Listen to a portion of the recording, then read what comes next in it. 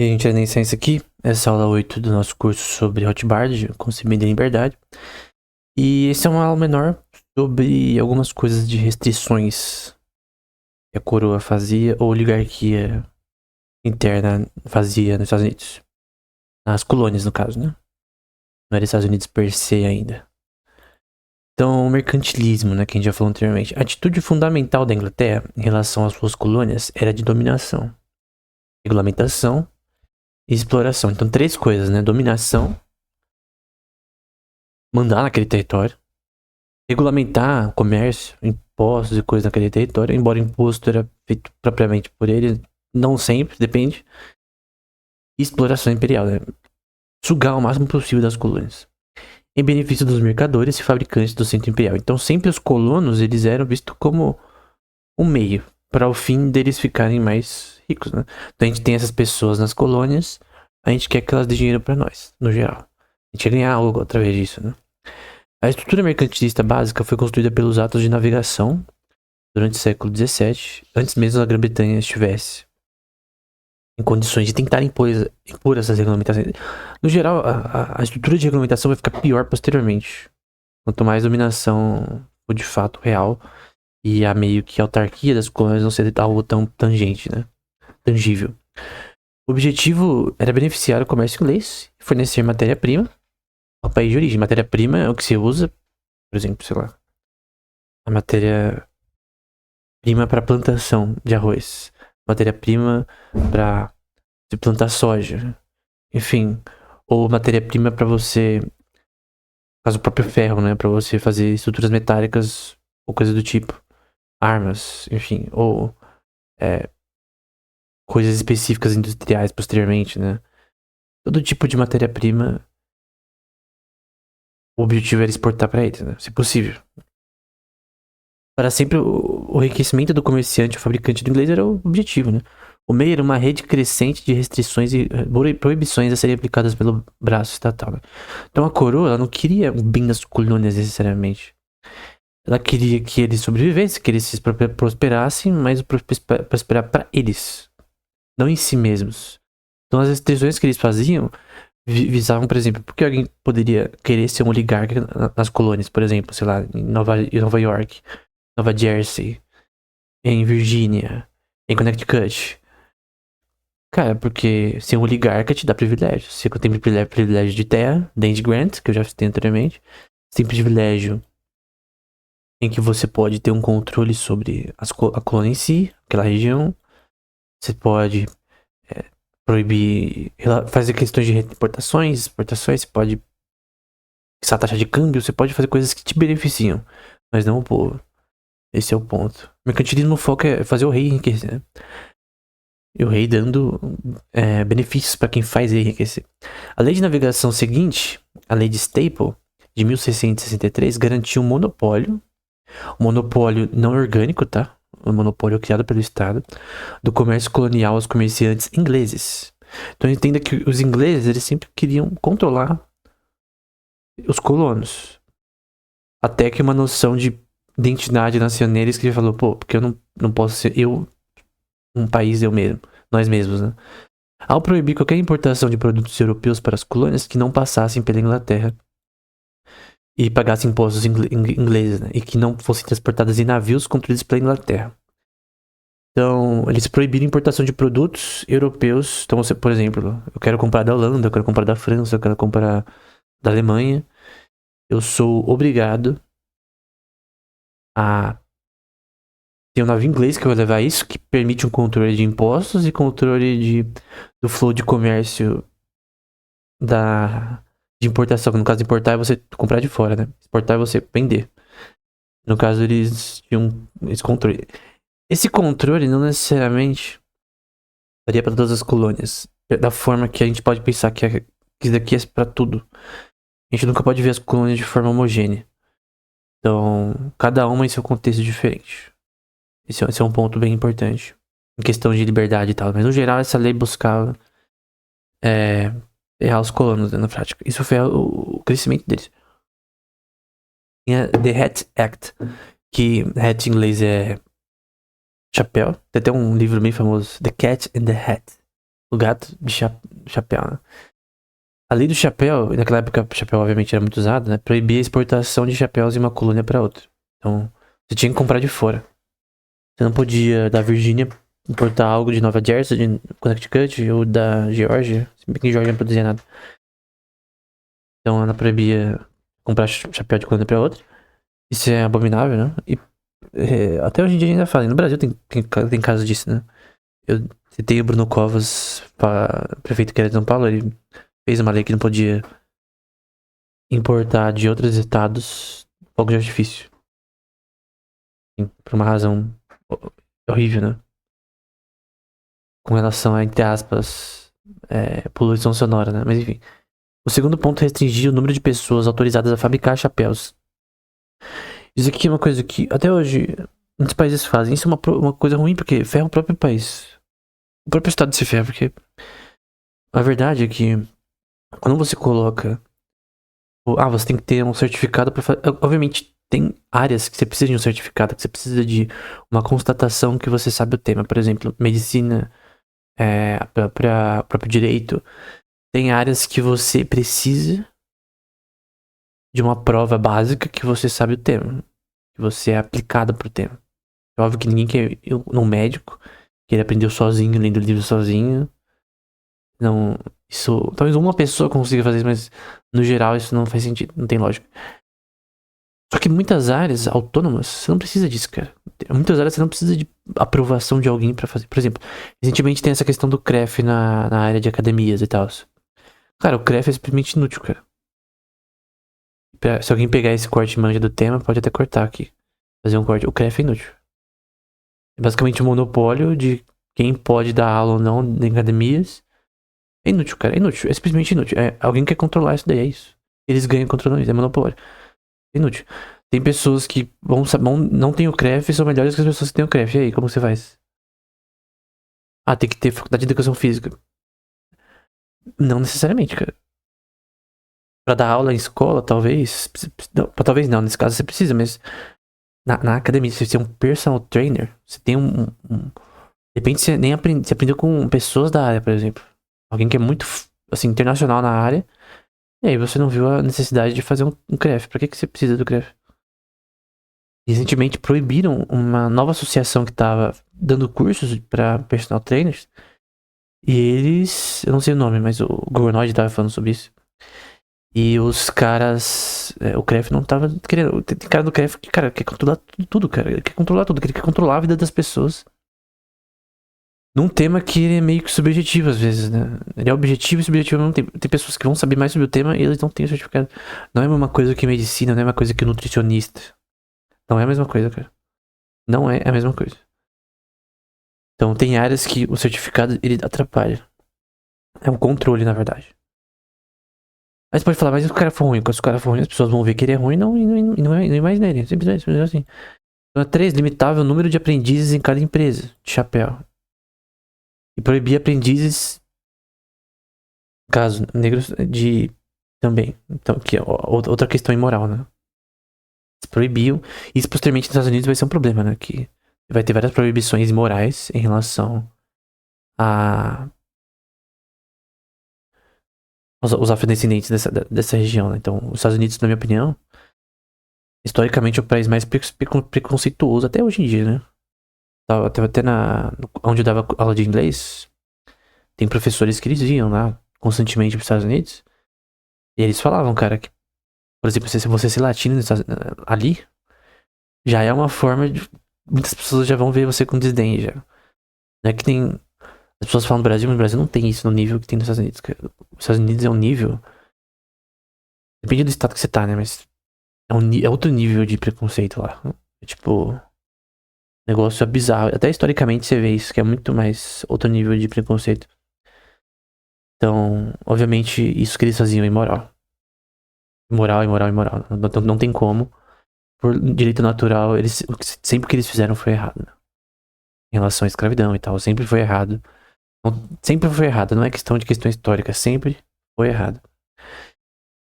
E aí, você tem o Iron Act de 1750, que é uma lei de ferro, sobre ferro, né? Então, os senhores do ferro ficaram alarmados com o rápido surgimento de produções de ferro em barras nas colônias do norte. A Inglaterra até hoje em dia é forte em ferro, né? Que eu saiba, que eu lembre.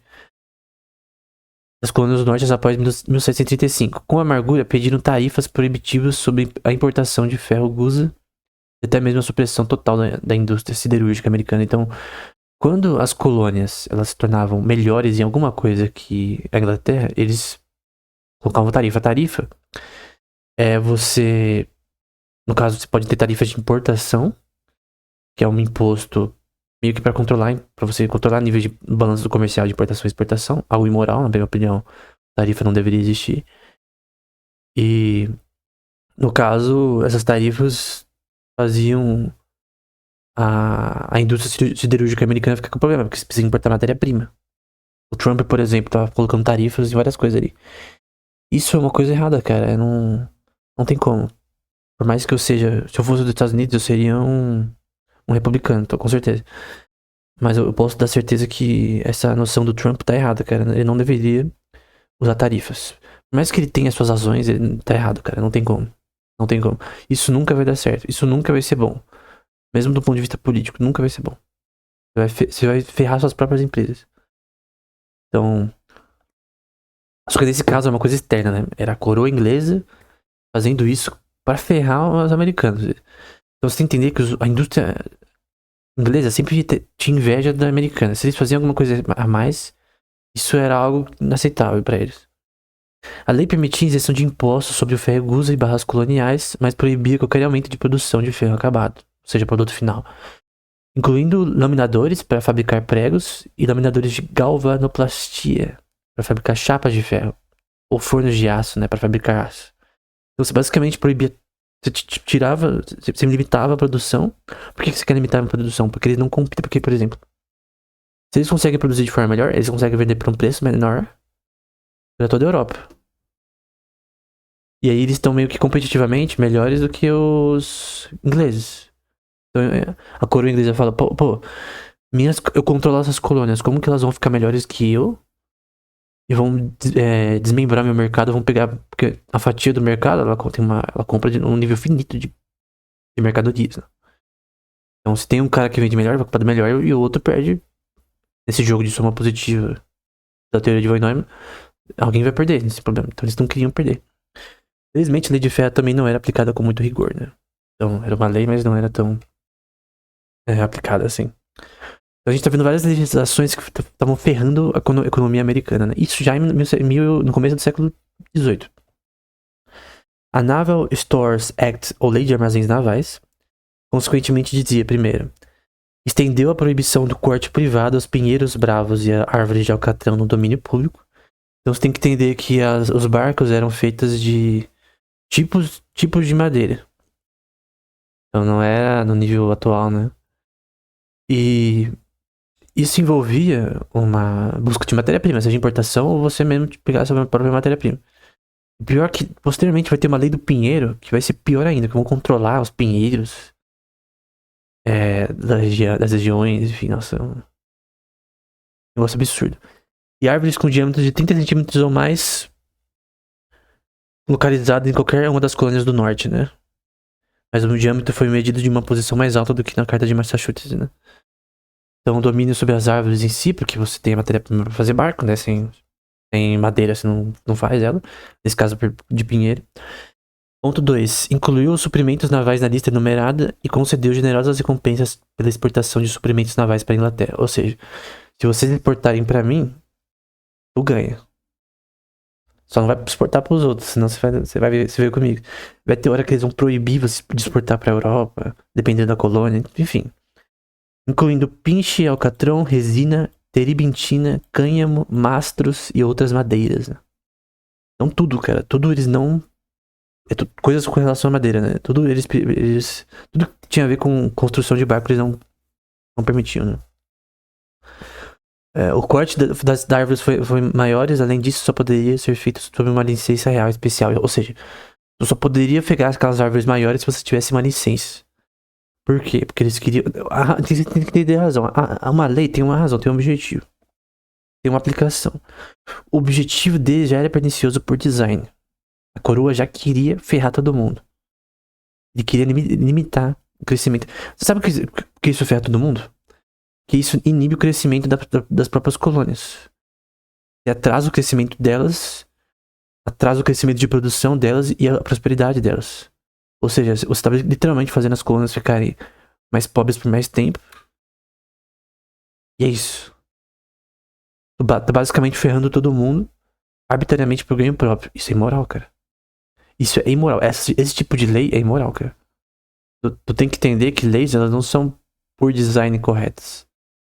Muitas vezes podem estar erradas e a gente usa lógica, a gente usa bom senso, usa ética, usa moral pra entender o que seria uma ofensa ao seu próximo. Isso aqui é uma ofensa aos colonos, né? O Molasses Act de Molassas, né?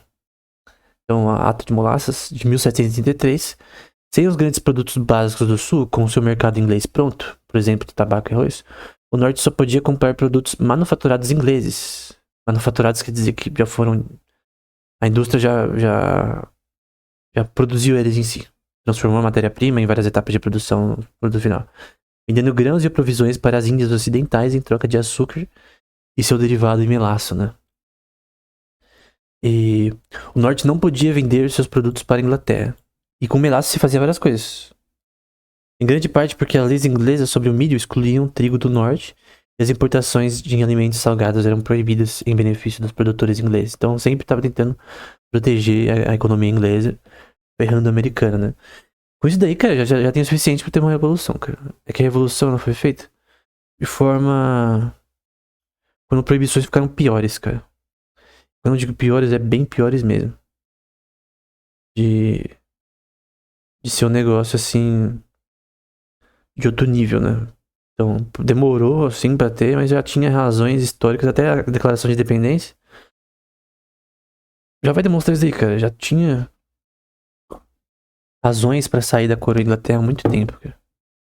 Muito tempo. Muito tempo. O British Sugar Act, ou a lei do... Tô lembrando aqui em inglês, é açúcar britânico. Aqui eu coloquei um ar finalmente porque é um pouco diferente. Os fazendeiros agora tinham permissão para enviar seu açúcar diretamente para o sul da Europa, sem passar pelos portos ingleses. Isso daqui é bom. Então tinha horas que o parlamento fazia alguma coisa, dava um agrado às colônias, né? Lembrando que essas aplicações de leis dependem de colônia para colônia. Eles faziam muito smuggling, né? Que é contrabando. Então não é que eles seguiam isso daí a risco, que as leis elas eram executáveis de forma correta. Às vezes tem leis que não são executáveis. Você não vai conseguir controlar as coisas. Em todas as vendas de açúcar para a Europa, os fazendeiros estavam isentos do pagamento de impostos ingleses. Isso aqui é um ar, né? Isso aqui é bom. Cara, sinceramente, a coroa inglesa nem tem direito de cobrar esses impostos, cara. Por quê? Eles não estão produzindo lá, não são eles que estão lá. Eu não entendo essa lógica imperialista inglesa. Ele controlar as colônias da forma que ele quer, só que a forma que ele quer é tirando a própria liberdade das colônias. Ou seja, tu que produz lá, tu que constrói a sua casa lá, tu que faz tudo. A única coisa que a coroa faz é colocar um monte de oligarca que só ferra tudo mais ainda. Os oligarcas eles só agiam pro seu bem próprio. Dava land grant pra quem era inútil. Ganhava subsídio pra fazer empreitadas ruins. Como aquele caso da seda que a gente viu anteriormente. Os caras tentaram fazer seda, acho que na Geórgia. Deu merda rapidamente. Simplesmente eles estavam ferrando os americanos, que estavam virando americanos, né? Porque obviamente porque tá no começo talvez ainda, né? Mas eles estavam ferrando os americanos sim em questão de realmente impedir o crescimento deles, cara. Simplesmente tu quer crescer a sua empresa, quer crescer a sociedade, né? A sociedade quer crescer de forma orgânica e a coroa não impedir, cara. É basicamente uma armadilha inglesa, né, na prática. Só que controlar o contrabando rolava mesmo assim. O exemplo do fracasso de Halifax em reprimir o contrabando nas colônias foi o caso da empresa William Allen Company, da Filadélfia, no norte, que se tornou proeminente no comércio de contrabando das Índias Ocidentais francesas e, portanto, conseguiu vender mais barato que importadores legítimos, né? Então tinha forma de se contrabandear com outras, com certas rotas específicas. Eles poderiam pegar num certo momento, mas não necessariamente. Não tinha um controle que nem hoje em dia, né? Que você tem controle por satélite de cada barco ao redor do mundo, controle de mercadoria, que você consegue rastrear. Hoje em dia o controle ele é muito maior do ponto de vista da supply chain, né? Da cadeia de produção. Nessa época você não tem isso, então o contrabando rolava, cara. Hoje em dia, mesmo hoje, cara, com todo esse aparato de que você consegue controlar, de forma boa, você consegue rastrear a mercadoria. Hoje em dia, você pode rastrear a mercadoria que você compra lá do fim do mundo, lá da China, na Shopee da vida, ou na AliExpress. Você consegue controlar a mercadoria, porque realmente tem forma de você. Eu já mostrei no curso de economia já do canal. Tem literalmente sites de graça que você consegue ver onde estão os barcos ao redor do mundo. E também aeronaves. Então isso é muito bem controlado, né? Até para razões de segurança. Mas, acho que aqui eu já fiz. Em resumo, né, desfrutando das bênçãos de negligência salutar, as colônias americanas foram capazes, na primeira metade do século XVIII, de ignorar as restrições mercantilistas, de jure e os éditos da Grã-Bretanha, editos, né? E florescerem uma dependência virtual, de fato, da metrópole. Então, depende de colônia para colônia, mas você tinha uma certa liberdade. A Pensilvânia, por exemplo, gozava de uma liberdade, de uma visão libertária no geral da sua forma de pensar. Você tinha, assim, algumas que não eram colônias reais, de certa forma, em certo momento. Depende da época. Porque você tem que entender que, dependendo da época, isso muda completamente. Eu só tô colocando os pontos principais da obra de Rothbard. Mas o grande ponto é que não necessariamente as pessoas obedeciam isso. E que isso é o que vai chamar contra-economia, né? A gente vai ver posteriormente que todos os mercadores vão praticar contra-economia no aspecto de Conking, de certa forma, né? Contra-economia. Eu vou explicar o que significa isso, né? Então, basicamente é isso. A gente falou sobre restrições mercantilistas por parte da coroa inglesa, né? Da coroa inglesa nas colônias americanas. Tem que entender que também, pelo mapa que a gente mostrou anteriormente, que tinha a New France, que é o nome? Tinha as colônias francesas ali, que também tinha a parte no Canadá, que depois vai ser vendida para os Estados Unidos. Que é Louisiana, né? Mas tinha espanhóis também ali tentando pegar uma coisa. Tinha um holandês também que ia encher o saco também de uma hora para outra. Mas o grande ponto que eu quero saber. O meu ponto de vista aqui não é falar sobre história. É falar sobre o que você pode tirar de economia do livro de Rothbard. Esse é o meu ponto. No curso inteiro. Eu não quero falar sobre história. Eu quero falar sobre quais são os pontos econômicos dessa obra. O que a gente pode aprender do ponto de vista de história e praxeologia dessa obra.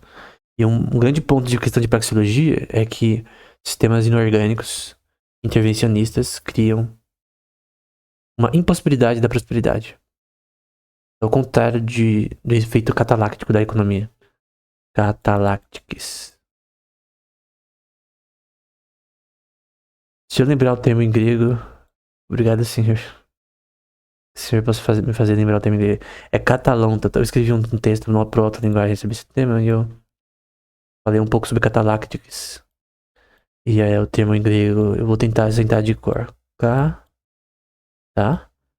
Segundo algo, e é lonta. Eu acho que é lonta com 2 lambdas. Eu acho que é assim, eu posso estar errado. Mas o termo original para catalactics é basicamente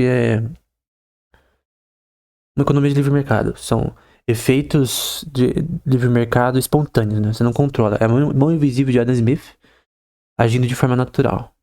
Isso acontece, por exemplo, em economias animais.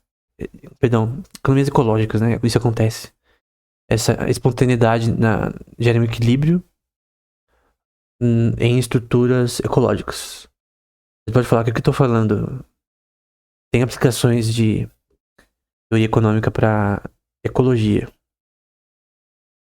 ponto de vista darwiniano no Struggle for Life. Não tem nada a ver com a teoria da evolução, tá? Não tem nada a ver.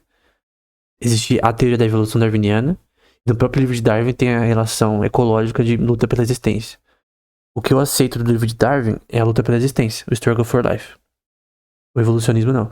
Mas o que eu aceito, que eu acho muito bom do livro de Darwin, eu já escrevi sobre esse tema no Princípio Econômico Volume 3, que tá na Amazon, né? Tá no site da Aranha Science. É como em sistemas ecológicos você tem aspectos econômicos, até o teorema de von Neumann, minimax, enfim. E eles são espontâneos, né, no geral. Quando você deixa eles quietos lá, eles são espontâneos. Então, o melhor, tipo... Tem espécies que são extintas naturalmente, enfim, coisa do tipo. Sem intervenção humana, isso acontece. É o Struggle for Life, darwiniano. Eu creio que nesse aspecto o livro escreve corretamente sobre esse tema. Tem muitos pontos bons do livro, né? Assim. Só que esse princípio de Catalão que é Catalactics, não aplica simplesmente a economia ecológica animal e botânica, né? Mas também a humana. Então, com processos espontâneos de livre mercado. Livre mercado é só um termo para liberdade com vista em direito natural. No livre mercado você tem direito. Você não pode fraudar, você não pode cometer estelionato, você não pode roubar. Você tem todas as leis normais, mas é normal, cara. Só que as leis, elas não são imundas que nem as atuais, né? Que você tem várias leis inúteis que mais ferram os, os, os, os, os produtores, os empresários, sem motivo. Sem motivo, cara. Tu tá ferrando o próprio Estado, na verdade. Tu tá ferrando. Você tá tirando nas próprias pernas. E é basicamente essa é a lógica aqui, né? Mas eu vou falar sobre esse tema em outro curso. Talvez eu dê um curso de hack, se Deus permitir. Então é isso.